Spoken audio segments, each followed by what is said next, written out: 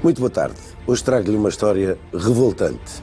Esta criança, que vamos ver aqui, foi vítima de bullying na escola, as humilhações que continuaram na adolescência e, tanto quanto conseguimos apurar no terreno, mantêm-se agora na fase adulta. Vamos conhecer a história da Sónia.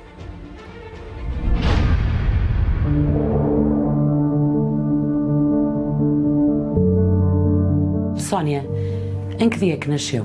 Nasci no dia 20 de 12 de 1995. Nasceu com que nome? Com o nome de Jorge Gabriel Nunes Ferreira. A Sónia é a única filha da sua mãe, mas sei que foi uma gravidez que a sua mãe andou o tempo todo iludida. Porquê? Porque pensava que ia ser uma menina, porque os médicos diziam que ia ser uma menina e tudo dava para ser uma menina. As ecografias, os exames que ela fazia e tudo, dava como feminina.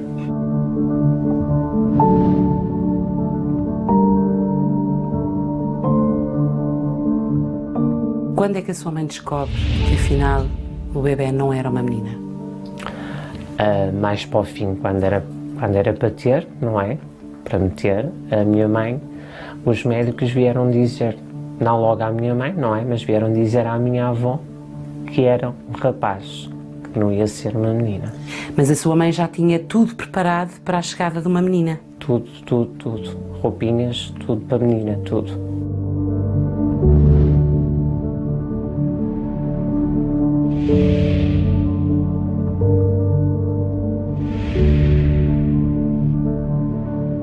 Sónia, como é que foi a sua infância? A minha infância foi uma infância no início, em pequena ainda, né? Depois de descobrirem que eu queria ser um rapaz.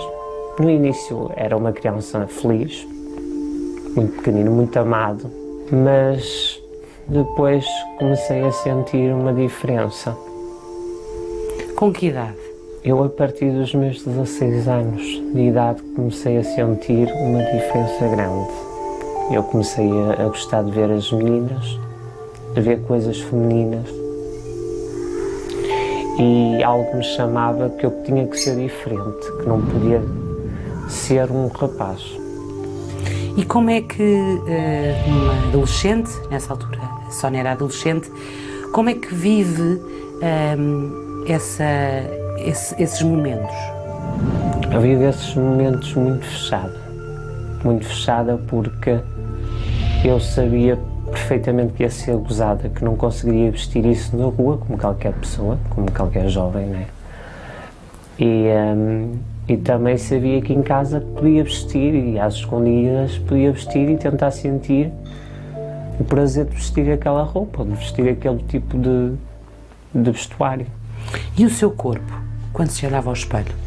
Quando me olhava ao espelho, via-me num corpo tão triste, tão frio. Via-me mesmo. Eu olhava para mim e dizia, não gosto de mim próprio. Não gosto. Eu via em mim uma mulher. Diz no bilhete de identidade que se chama Sónia Ferreira. Nasceu mulher num corpo de homem e viveu toda a vida na pequena freguesia de Vila das Aves, no concelho de Santo Tirso. O preconceito e as humilhações que viveu na infância conta que fizeram com que demorasse a assumir-se. E, claro, não foi fácil.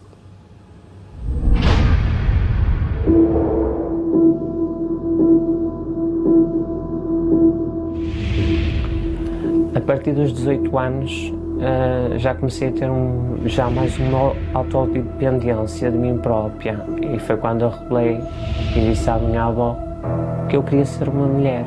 Como é que a sua família, neste caso a sua avó, aceitou essa sua decisão? A minha avó não aceitou essa minha decisão. Pois também ainda não aceita, porque eu sinto esse desprezo, esse reempreendimento dela por eu ser como sou. E os seus pais? O meu pai não quer saber de mim. O meu pai inventou uma história que eu tinha morrido, que tinha falecido. Disse que não queria saber mais de mim, que eu não era filho dele E andou a dizer esses boatos pela vila dele, da freguesia dele. E a sua mãe apoia? A minha mãe apoia. A minha mãe sabe o sofrimento que eu tenho, que sinto, as mágoas, as dores, aquilo que choro, muitas das vezes que choro em casa. E eu vejo nela que ela tem tristeza, que se sente triste. E é isso que a deixa assim também, triste também.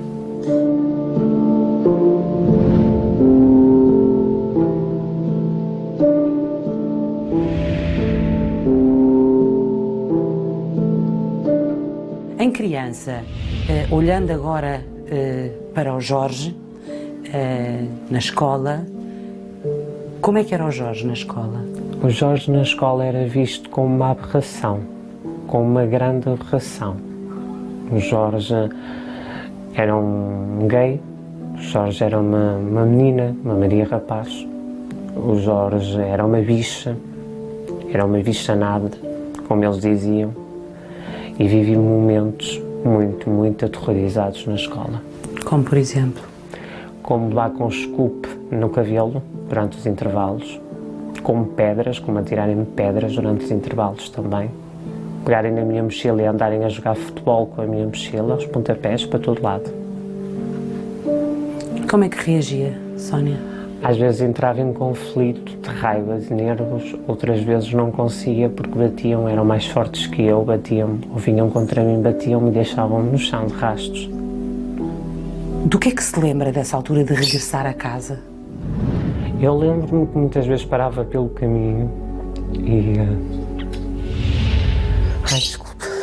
Parava pelo caminho e às vezes pensava para mim, mas porra, quando é que isto vai acabar? Quando é que isto vai ter um fim? Eu não consigo ir para a escola.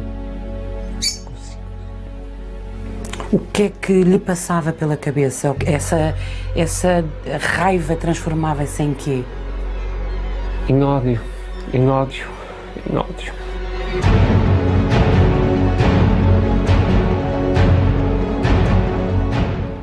A Sónia conta que muitas vezes parava no caminho e que questionava quando é que isso ia acabar. Sim. Mas isso nunca acabou. Nunca acabou, nunca acabou.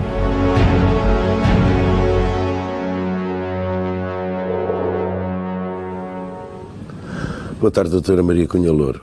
Esta é a história de tanta gente que é vítima de agressões por parte do coletivo apenas porque é diferente. Porque é diferente. A sociedade, de uma maneira geral, tem muita dificuldade em aceitar a diferença e quando se depara com essa diferença prefere julgar do que pensar. Já dizia Carl Jung, difícil é pensar, portanto é muito mais fácil julgar. Ou seja, a pessoa parte dos seus próprios estereótipos e preconceitos para definir o que é para ela a normalidade. E como esta normalidade não se encaixa, digamos, dentro do que ela define como tal, acaba por apontar o dedo e por estigmatizar as pessoas que de alguma maneira não se enquadram nos papéis atribuídos socialmente, o que uma determinada sociedade define como sendo normal, e aqui poderíamos discutir o que é normal. Ou seja, as sociedades, e nós temos assistido isto ao longo de toda a história, a normalidade vai variando conforme as comunidades e as populações e o que elas definem como tal. E quando alguém tem, portanto, a ousadia de ser diferente do que a maioria a aceita, ousadia ou a infelicidade, não é? E a infelicidade porque as pessoas vivem muitas vezes profundamente infelizes, exatamente, ostracizadas, estigmatizadas e sentem que não conseguem ter uma vida normal ou igual à das outras pessoas que se enquadram num determinado estereótipo daquela comunidade e que muitas vezes, em grandes cidades, esta situação fica mais diluída, em sítios mais pequenos, acaba por se evidenciar mais. Eu estava a dizer que esta, como outras diferenças, porque eu lembro-me de haver crianças com problemas físicos, designadamente de locomoção, e eram também vítimas de gozo e da crueldade Sim, sem dúvida. Estamos aqui a falar deste caso em concreto, mas tudo o que é diferente... Portanto, não é só o sexo. Não é só o sexo, não é só a questão de tudo o que é para além do que a pessoa acha que é aceitável, e que vai para além do que a maior parte das pessoas, tanto fisicamente como psicologicamente, ou como é que se deve comportar num determinado contexto, as pessoas não estão ou têm uma grande dificuldade na aceitação. Ou seja, hoje em dia fala-se muito da aceitação da diferença, mas muitas vezes o que nós constatamos na prática, e acho que aqui as redes sociais têm aqui um papel bastante cruel nesse sentido, leva a que essa aceitação seja teórica e na prática isso não se constate em pleno século XXI, que não era expectável acontecer. É claro que quando as coisas dizem respeito a questões do sexo, isso fica mais agudizado. Fica mais agudizado porque, por um lado, as pessoas tendem a não falar abertamente sobre estas questões, muitas falam em surdina, vão cochichando aqui e ali, e antes de se informarem sobre a situação, o que é que está ali a passar, temos a questão da prostituição, que ainda hoje é um tema, como sabe, está em discussão se vai legalizar ou não a prostituição, sabendo nós que existe ao longo de todos os séculos e que é uma profissão igual a tantas outras, e há esta discussão neste momento, portanto, a questão da prostituição relacionada com o sexo, e depois temos a questão de toda a comunidade LGBTI, que muitas vezes se sente ostracizada e escondida, embora há associações, nomeadamente a ILGA, ter feito um trabalho no sentido de desconstruir estes preconceitos e falar abertamente de pessoas que vivem, muitas vezes, isoladas, sozinhas e incompreendidas por uma sociedade que deveria estar mais avançada ao nível do pensamento e não julgar tanto e estar mais vocacionada para aceitar essa mesma diferença. As pequenas vilas, os pequenos lugares, as pequenas comunidades, vamos dizer, fazem com que estas diferenças sejam, quando não são aceites, aquilo funciona em círculo fechado, porque as pessoas conhecem-se todas umas às outras, aqueles que tiveram 4 anos já tiveram 14, e agora se calhar têm 34, e portanto o bullying continua por aí fora, não é? Corre-se esse risco. Porque as pessoas não são anónimas, como na grande cidade. Na grande cidade, exatamente, o anonimato acaba por proteger pessoas que são diferentes ou que têm uma vida diferente da grande maioria das pessoas.